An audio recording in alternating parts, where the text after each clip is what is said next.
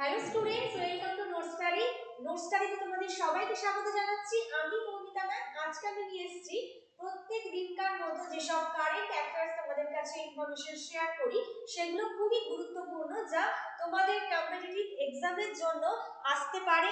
এইরকম প্রচুর গুরুত্বপূর্ণ ইনফরমেশন তোমাদের খুব জানা দরকার, যারা কিনা প্রিপারেশন নিচ্ছ যে কম্পিটিটিভ এক্সামগুলোতে বসবে, বা যারা ভাবছো যে পরীক্ষায় আসার মতো যেসব সাম্প্রতিক ঘটনাবলীগুলো রয়েছে সেগুলো সম্বন্ধে তোমরা কিছু নলেজ গেইন করবে। তো তাদের জন্য বলছি, এই যে আপডেট আমরা প্রত্যেকদিন নোট স্টাডির তরফ থেকে তোমাদের যায়, সেইগুলোকে কিন্তু ভালো করে দেখতে হবে, ফলো করতে হবে। ঠিক আছে, পুরো ভিডিওটা দেখতে হবে, তবে তোমরা জানতে পারবে বিভিন্ন যে কারেন্ট অ্যাফেয়ার্স, বিভিন্ন যে আপডেট ইনফরমেশন তোমাদের সাথে তোমরা সেগুলো জানতে পারছো, এবং যেগুলো কম্পিটিটিভ এক্সামে অবশ্যই কিন্তু ঘুরিয়ে ফিরিয়ে এরকম প্রশ্ন প্রচুর আসে, সেগুলো তোমরা সহজেই উত্তর দিতে পারবে জানা থাকলে। ঠিক আছে, তাহলে চলো আজকে আমরা 15 তারিখের হিসেব অনুযায়ী কি কি কারেন্ট অ্যাফেয়ার্স রয়েছে সেগুলো তোমাদের সাথে শেয়ার করব।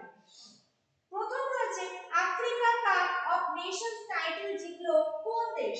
Africa cup of Nations title জিতলো আইভরি কোস্ট।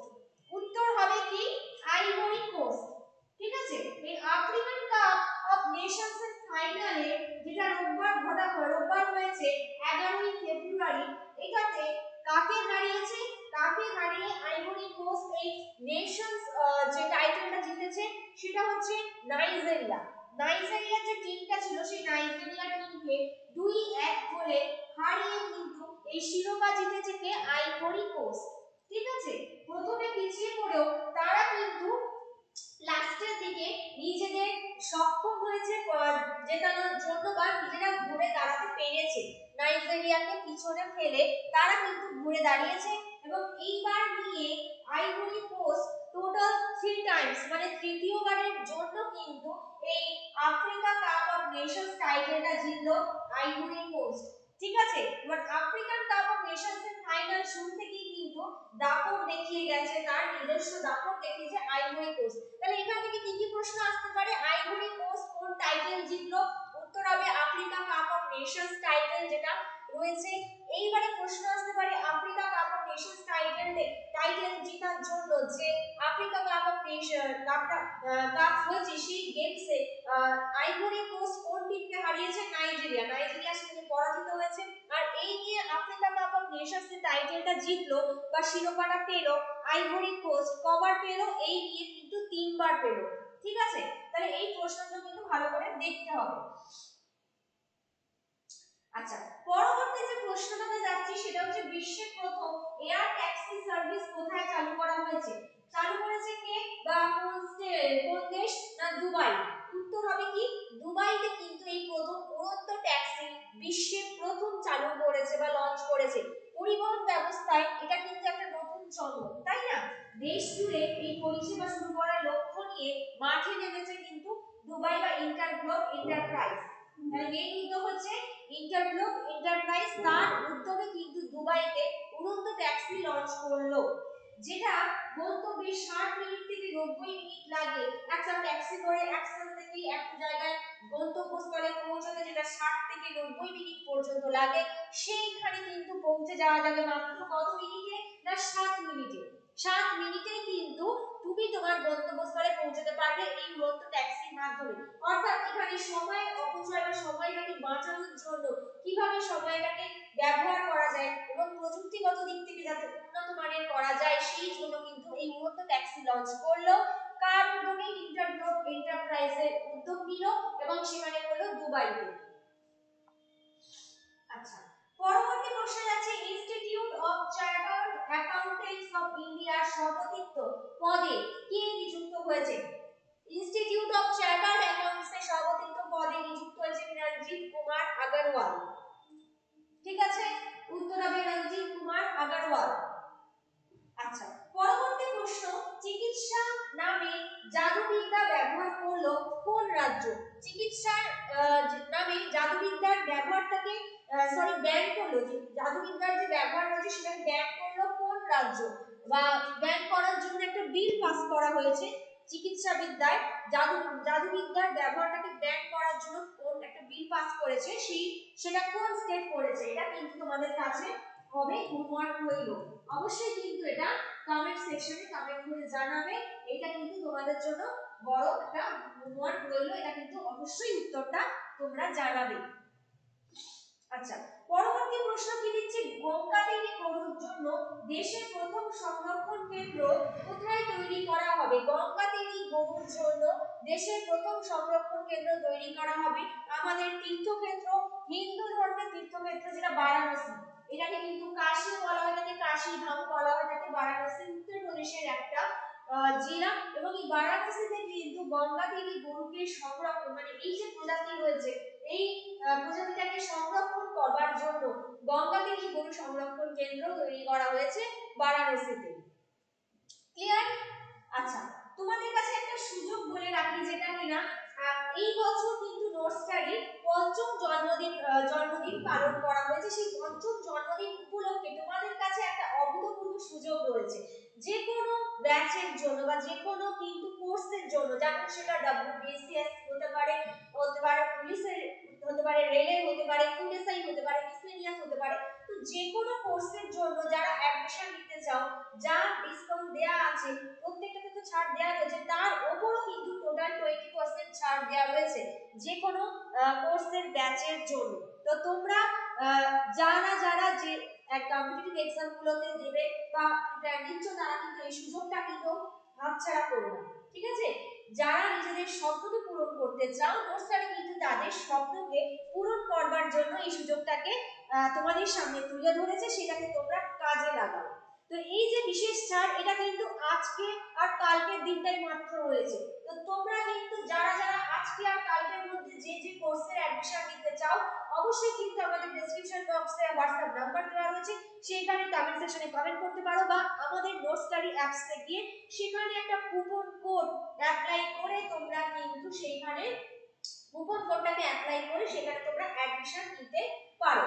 তা এই যে অফারটা, এই প্রত্যেকটা ব্যাচে বা কোর্সের উপর যে 20% ডিসকাউন্ট, স্পেশাল 20% ডিসকাউন্ট জন্মদিন উপলক্ষে, সেটা কিন্তু শুধুমাত্র আজ আর কাল। তো সুযোগটাকে কাজে লাগাও এবং জলদি অ্যাডমিশন হয়ে যাও।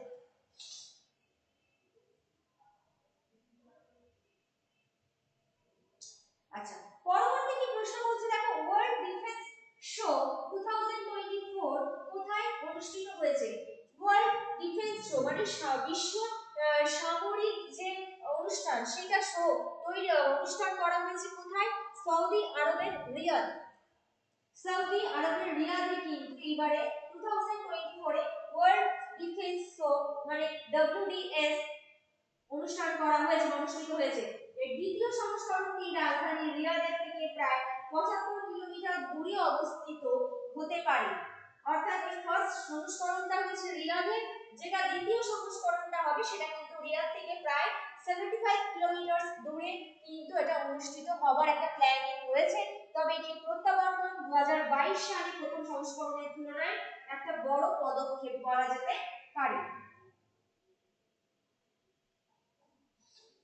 আচ্ছা, পরবর্তী প্রশ্নে যাচ্ছে, কি বলছে দেখো, 2024 জানুয়ারি মাসে আইসিসির যে সেরা মহিলা খেলোয়াড় ছিলেন, কে নির্বাচিত হয়েছেন? আইসিসির সেরা মহিলা খেলোয়াড় 2024 জন্য কে হয়েছে না অ্যামি হান্টার। তিনি কিন্তু একজন ইয়াংগেস্ট মহিলা খেলোয়াড়, যিনি আইসিসিতে সেরা মহিলা খেলোয়াড় হিসেবে নির্বাচিত হয়েছেন। তার মাত্র একদমই ইয়াংগেস্ট, একদমই তরুণ মহিলা খেলোয়াড় হিসেবে তিনি কিন্তু খুবই পরিচিত।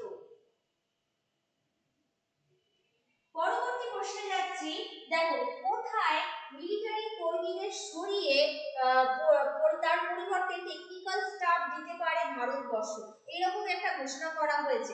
উত্তর হবে কি মালদ্বীপসে। আমরা জানি খুবই বিতর্কিতমূলক একটা মন্তব্য যাচ্ছে কটা দিন ধরে বিভিন্ন সোশ্যাল মিডিয়াতে, ইন্ডিয়া ভার্সেস মালদ্বীপস বয়কট। সেইখানে কিন্তু মালদ্বীপসের যে রাষ্ট্রপতি আছে নাইজুম, তিনি কিন্তু ভারতের সামরিক বাহিনী তুলে নেওয়ার জন্য কিন্তু বলেছেন যেখান থেকে ভারতের সামরিক বাহিনী তুলে দিতে হবে। সেখানে কিন্তু নরেন্দ্র মোদীও সেই প্রস্তাবে রাজি হয়ে কিন্তু ভারত থেকে সামরিক বাহিনী সেখানে তুলে নেওয়া হচ্ছে।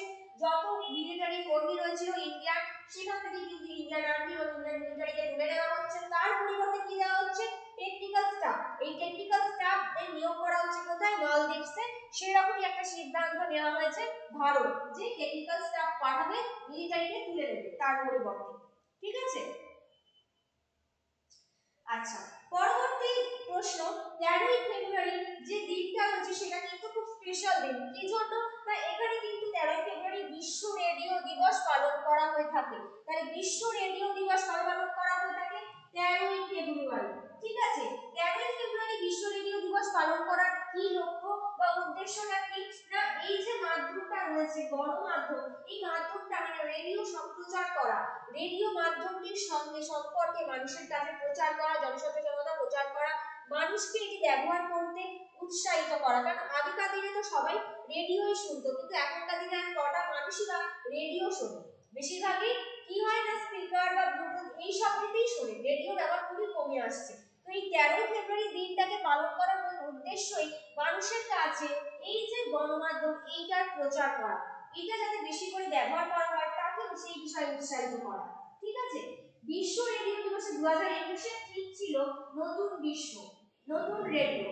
ঠিক আছে। 2012 সালে জাতিসংঘের সাধারণ পরিষদে এই দিনটিকে আন্তর্জাতিক দিবস হিসেবে ঘোষণা করা হয়। তাহলে কত সালে করা হয়? 2012 তে জাতিসংঘে এই রেডিও দিবস, বিশ্ব রেডিও দিবসকে কিন্তু একটি আন্তর্জাতিক দিবস হিসেবে গণ্য করা হয়ে থাকে বা গৃহীত হয়। আচ্ছা, পরবর্তী কি প্রশ্ন যাচ্ছে দেখো, ওয়াটার ওয়ারিয়ার সিটি স্বীকৃতি দিয়েছে বা স্বীকৃতি পেল কোন শহর? ওয়াটার ওয়ারিয়ার সিটি স্বীকৃতি পেল কিন্তু এবারে নয়ডা। ঠিক আছে। নিউ দিল্লির নয়ডা শহর যেটা রয়েছে সে কিন্তু এবারে ওয়ারিয়ার সিটি, ওয়াটার ওয়ারিয়ার সিটির কিন্তু স্বীকৃতি পেল। আচ্ছা, পরবর্তী প্রশ্ন কি বলছে দেখো, তেলেঙ্গানা রাজ্যে ইন্টারনেটকে মৌলিক অধিকার হিসেবে গড়ে তুলতে একটা প্রতিষ্ঠান করা হয়েছে বা যেটা প্রতিষ্ঠা করতে চলেছে সেটার নাম হচ্ছে কি? AI hub. এআই হাব এইটা প্রতিষ্ঠা করতে কি ব্যবহার করেছে বা কোন স্টেট ব্যবহার করছে? সেটা তেলেঙ্গানা। তেলেঙ্গানা রাজ্যে কেন ব্যবহার করা হচ্ছে? ইন্টারনেটকে যাতে মৌলিক অধিকার হিসেবে গড়ে তোলা যায়, তেলেঙ্গানা রাজ্যে ইন্টারনেটকে যাতে মৌলিক অধিকার হিসেবে গড়ে তোলা যায়, সেইখানে কিন্তু এই এআই হাব প্রতিষ্ঠা করতে চলেছে এই সাউথের অন্ধ্রপ্রদেশের যে স্টেট তেলেঙ্গানা। অন্ধ্রপ্রদেশ থেকে এখন আলাদা বিভক্ত হয়ে গেছে, সেই তেলেঙ্গানা স্টেট সাউথের মধ্যে পড়ছে, দক্ষিণ ভারতের একটি রাজ্য। সেই তেলেঙ্গানাতে কিন্তু ইন্টারনেটকে মৌলিক অধিকার হিসেবে গড়ে তোলার জন্য এআই হাব প্রতিষ্ঠা করা হয়েছে বা হবে। ঠিক আছে। আচ্ছা, পরের প্রশ্ন কি বলছে, ওড়িশার চতুর্থ বায়োডাইভার্সিটি এই হেরিটেজ হিসেবে কোন অংশটাকে ঘোষণা করা হয়েছে? উত্তর হবে গুপ্তেশ্বর জঙ্গল। ঠিক আছে। আবার ভূগোলীয় প্রশ্ন আসতে পারে, ওড়িশার গুপ্তেশ্বর জঙ্গলকে বা গুপ্তেশ্বর জঙ্গলকে চতুর্থ বায়োডাইভার্সিটি হেরিটেজ হিসেবে যে ঘোষণা করা হয়েছে সেটা কোথায় অবস্থিত? ওড়িশাতে। তাহলে গুপ্তেশ্বর জঙ্গল যেটা ওড়িশায় অবস্থিত, এই গুপ্তেশ্বর যে জঙ্গল বা অরণ্যকে কিন্তু চতুর্থ বায়োডাইভার্সিটি হেরিটেজ সাইট হিসেবে গণ্য করা হলো। পরবর্তী প্রশ্ন কিন্তু সেই ওড়িশা সরকারকে ঘিরে। ওড়িশার রাজ্য সরকার সম্প্রতি একটা নীতি চালু করেছে, সেই নীতি বা প্রকল্পটার নাম কি? শ্যাম প্রকল্প। ঠিক আছে। এই শ্যাম প্রকল্পটা চালু করেছে কোন রাজ্য সরকার? তাহলে ওড়িশা রাজ্য সরকার সম্প্রতি শ্যাম প্রকল্প চালু করেছে। কেন প্রকল্পটাকে চালু করা হয়েছে? প্রকল্প চালু করার একটাই উদ্দেশ্য, যুবকদের 1 লক্ষ টাকা পর্যন্ত কিন্তু এই প্রকল্পের মাধ্যমে যুবকদের 1 লক্ষ টাকা পর্যন্ত ঋণ মুক্ত বা ঋণ দেওয়ার সিদ্ধান্ত নেওয়া হয়েছে। সেই ঋণটা আবার কি? একদমই সুদ মুক্ত। ঠিক আছে। 1 লক্ষ টাকা পর্যন্ত সুদ মুক্ত ঋণ দেওয়ার সিদ্ধান্ত নিয়েছে ওড়িশা রাজ্য সরকার, এবং সেই দেওয়ার সুবিধার জন্য কিন্তু যে প্রকল্পটাকে গ্রহণ করা হয়েছে সেই প্রকল্পটার নাম কি? শ্যাম প্রকল্প। ক্লিয়ার? আচ্ছা, আমি যা যা ইনফরমেশন তোমাদের সাথে শেয়ার করলাম, আশা করি তোমাদের অবশ্যই এগুলো কাজে দেবে। এই প্রত্যেকটা ইনফরমেশন তোমাদের কিন্তু ভালো করে দেখতে হবে, ভালো করে পড়তে হবে। এইখান থেকে যদি তোমরা কোনো কিছু প্রশ্ন জানতে চাও বা যদি কোনো কিছু ইনফরমেশন এক্সট্রা করে কিছু যদি জানার থাকে বা জানতে চাও, তাহলে কিন্তু অবশ্যই সেটা কমেন্ট সেকশনে কমেন্ট করে জানাতে হবে। আর যে হোমওয়ার্কটা আমি তোমাদের দিলাম সেই হোমওয়ার্ক কিন্তু অতি অবশ্যই তোমরা কমেন্ট সেকশনে জানিও। জাদুবিদ্যার ব্যবহার ব্যান করার জন্য সেখানে কোন রাজ্য এটাকে করেছে, চিকিৎসা বিদ্যার জাদুবিদ্যার ব্যান করার জন্য কিন্তু যে বিল পাস করেছে সেটা কোন রাজ্য, উত্তরটা অবশ্যই কিন্তু জানাবে। আচ্ছা, এই যে ইনফরমেশন তোমাদের সাথে শেয়ার করলাম এগুলো কিন্তু ভালো করে পড়বে, দেখবে, অসুবিধা থাকলে অবশ্যই কিন্তু কমেন্ট করবে এবং পরের দিন সেইটা নিয়ে আমরা আবার একটু তোমাদের কাছে ডিটেইলস ইনফরমেশন তোমাদের সামনে আমি তুলে ধরবো। ঠিক আছে, তো ততক্ষণ পর্যন্ত ভালো করে পড়াশোনা করো যারা প্রিপেয়ার নিচ্ছ পরীক্ষার জন্য, এবং আসন্ন যারা পরের মাসে যে 16-17 তারিখ ফুড এসআই এক্সাম রয়েছে তারা ভালো করে পড়াশোনা করো। যদি কোনো কিছু ফুড এসআই যে আমাদের নোটসারির তরফ থেকে যে রেকর্ডেড ক্র্যাশ কোর্সটা লঞ্চ করছে সেইটাতে অ্যাডমিশন হতে পারো, সেটা কিন্তু একদমই সামান্য মূল্যে তোমরা অতি সহজেই recorded class, mock test, study material সবটাই পেয়ে যাবে। ঠিক আছে, তো যারা প্রিপারেশন নিচ্ছে তারা কিন্তু আমাদের নোটসারি চ্যানেলকে অবশ্যই ফলো করো। ফলো করলে দেখবে এখান থেকে প্রচুর ইনফরমেশন তোমরা পেয়ে যাবে যেটা এক্সামের জন্য খুবই ইম্পর্টেন্ট। তো আজকের মতো এইটুকু রইলো, আগামীকাল দেখা হবে আবার নতুন ইনফরমেশনের সাথে। আশা করি ভালো লাগলো, তোমরা ভালো থেকো, ভালো করে পড়াশোনা করো। All the best, have a